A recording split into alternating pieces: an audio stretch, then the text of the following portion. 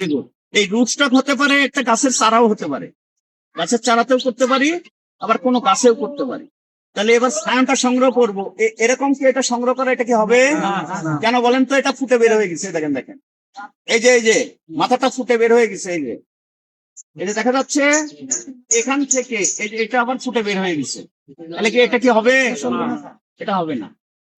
তাহলে এবার এই সায়নটা প্রথমে নির্বাচন করার জন্য খুব ভালোভাবে লক্ষ্য করতে হবে। এই সায়নটা নির্বাচন করি, এই যে দেখেন একটা, এই যে এইটা দেখেন, এইটা এই যে এটা লক্ষ্য করি, এটা ছোট একটা ডাল। একটু দূরে যান, একটু দেখা। আচ্ছা, এটা কি মাথা ফুটে বের হয়েছে? এটা ফুটে বের হয় নাই। এটা তাহলে একটা সুন্দর একটা ছায়ন হবে। এটা ছায়ন আমার রেডি, এই ছায়নটা আমার সংগ্রহ করা হয়েছে। তাহলে রুট স্টক আমি করব কোথায়? আমি ধরে নিলাম যে এই রুট স্টক, এই গাছের, এইটা একটা গাছের আমি এই জায়গায় করতে চাই, এই জায়গায়।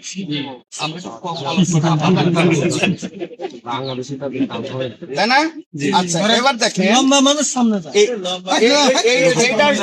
এই ডালটার যে কোনো অংশে আমি করতে পারি, এটা ফাঁকা আছে তাই এখানে করবো। তো প্রথমে একটা ঘাট করে নিলাম, ঘাট করে এই যে সুন্দর করে এটা একটু এই পর্যন্ত নিলাম।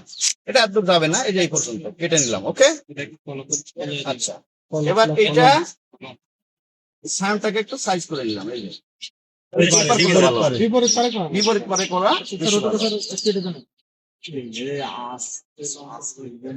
বসো।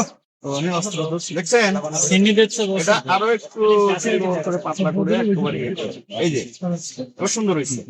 এবার এইটা বসাই, এই যে বসে, এবার টেপ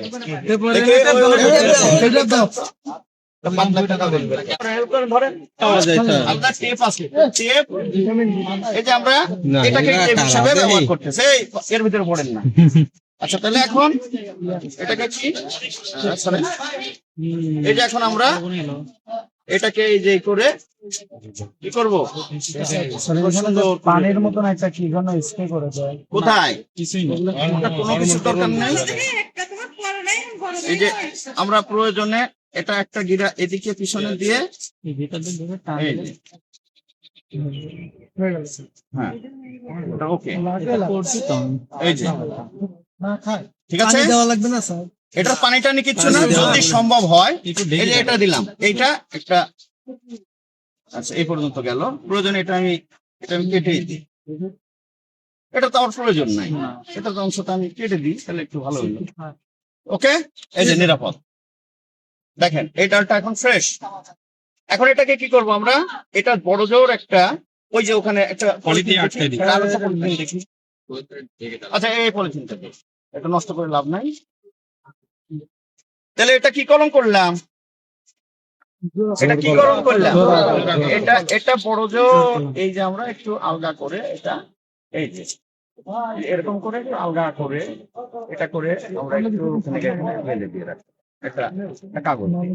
যদি না দেই, এটা না দিলে যে এখন বৃষ্টি বাদলা আসতেছে, এই গোড়াতে পানি ঢুকতে পারে, এটা পচে যেতে পারে, নষ্ট হতে পারে, অন্য কোনো কারণ না। এটা